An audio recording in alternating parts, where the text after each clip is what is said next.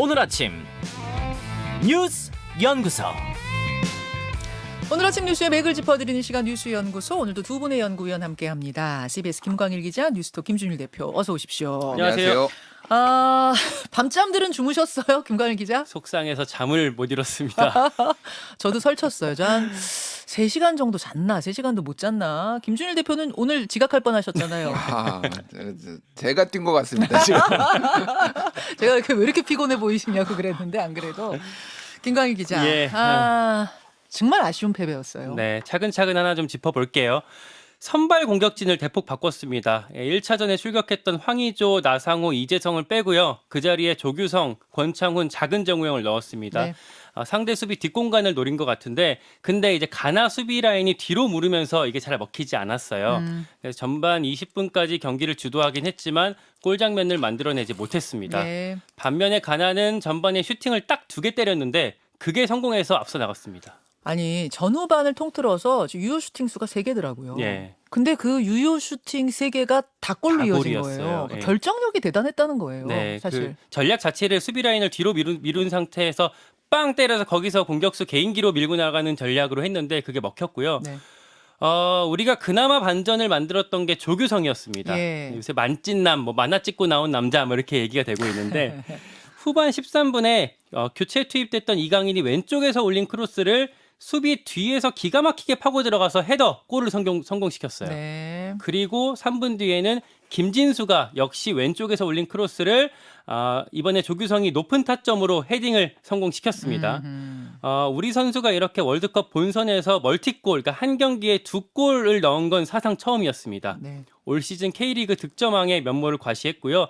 하지만 후반 23분에 쿠두스한테 다시 실점하면서 결과적으로 2대3 석패하게 됐습니다. 제가 이제 솔직하게 좀 고백을 하자면 제가 이제 그 시간이 굉장히 피곤한 시간이에요. 네. 그래서 이렇게 누워서 보다가 진짜 두 번째 골 넣었을 때 용수철처럼 튀어올라서 소리를 막 질렀는데 온 아파트가 막 떠나가라. 어제 네. 함성이 대단했어요. 월드컵 때는 그러죠. 그렇죠. 어제 좀 세밀한 플레이, 그러니까 잘 싸우긴 했는데 세밀한 터치들이 좀 아쉬웠어요. 그 패스 타이밍, 슈팅 타이밍이 좀 반박자 느렸고 해서 체격 조건의 열세를 극복하지는 못했습니다. 특히 부상이 좀 아쉬웠는데요.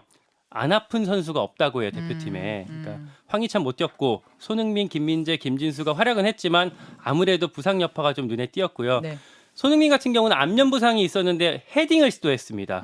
그리고 손흥민이 못 뛰는 곳에 김진수가 커버 플레이로 뛰어들어가서 슈팅을 때리기도 했지만 몇 차례 불발에 그쳤습니다. 자, 김준일 대표. 네. 어떤 부분들 좀 기억에 남으세요? 일단 어제 경기에서 이어진 징크스는 어제도 얘기했는데 2차전 이제 결국은 이제 3무 7패가 됐어요. 11경기에. 이게 좀 굉장히 좀 아쉽게 됐고요. 월드컵 본선에서 두 번째 경기를 이긴 적이 없다는 그 징크스가 이번에도 깨지지 못했어요. 3무 6패에서 이제 3무 7패가 됐습니다. 정말 이길 수 있는 기회인데 좀 아쉬웠고 네. 그리고 이제 2경기 연속 무실점도 만약에 전 대회까지 포함을 하면은 독일한테 2대0 이겨서 2경기 연속 무실점이었는데 이번 대회만 하면은 처음으로 노려보는 거였거든요. 네. 그것도 이제 실점이 3골이나 주면서 그것도 깨졌는데 다만 처음으로 이제 한 선수가 두 골을 넣은 게 이게 월드컵 사상 우리나라 처음이에요. 지금 조규성 맞습니다. 선수가.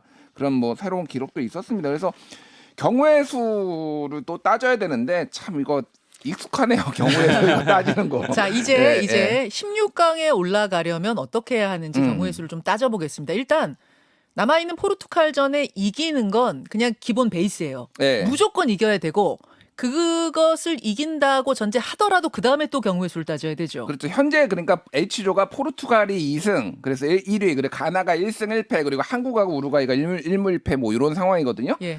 그래서 지금 무조건 한국은 포르투갈을 이기는데 만약에 우루과이가 가나가 우루과이를 이겨버리면은 뭐 이건 볼 것 없이 가나가 올라갑니다. 그런데 만에 하나 우루과이가 가나를 이기면은 우루과이와 골득실을 따져야 되고요. 우루과이와 가나가 비기면은 가나와 골득실을 따져야 됩니다. 그래서 뭐 복잡하게 생각할 거 없이요. 한 뭐 3골 정도 이상으로 우리가 포르투갈 이기고 네.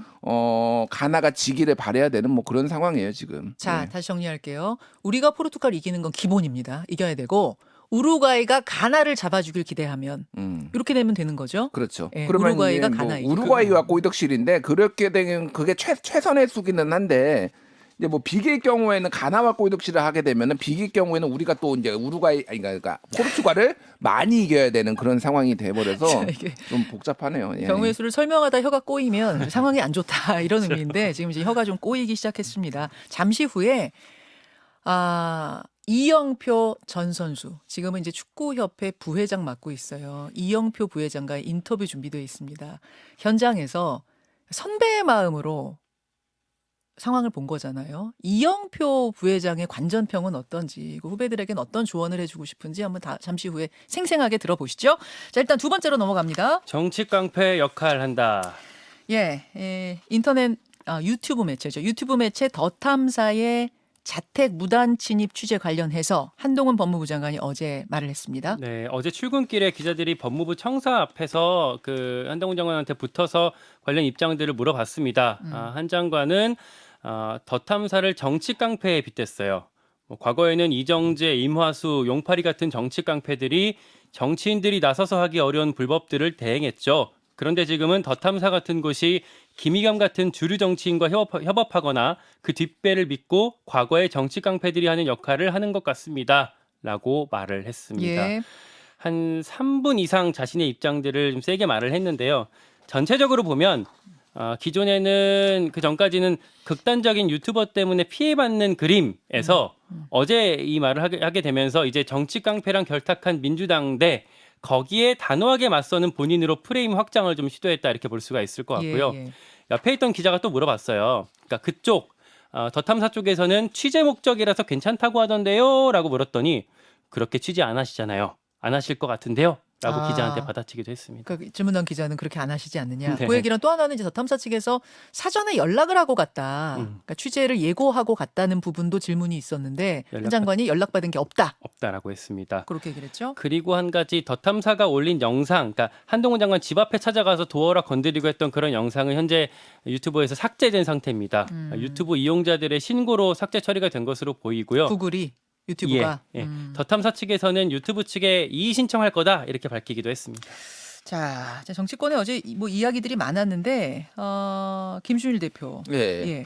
일단 뭐 지금 더 탐사의 어떤 일련의 뭐 보복 취재라고 부를 수 있는 이 행동은 뭐 비판받아 마땅하고 예. 여러모로 이제 논란이 되고 있죠. 그러니까 올해 4월이었죠. 그 가로세로 연구소가 조민 씨, 조국 전 법무장관의 딸 조민 씨가 인턴하는 병원에 찾아가가지고 뭐 식당의 옆자리에 앉았죠. 뭐 그러고 나와가지고 하는 얘기가 키도 크고 얼굴도 예뻐요. 뭐 이런 얘기 해가지고 이게 문제가 상당히 됐었거든요. 그러니까 스토킹이다. 뭐 그런 거에 준해서 사실상 생계형 시사 유튜브들이 조금 과도하게 이렇게 좀 액션을 취하다가 문제가 발생했다 이렇게 볼 수가 있을 것 같아요.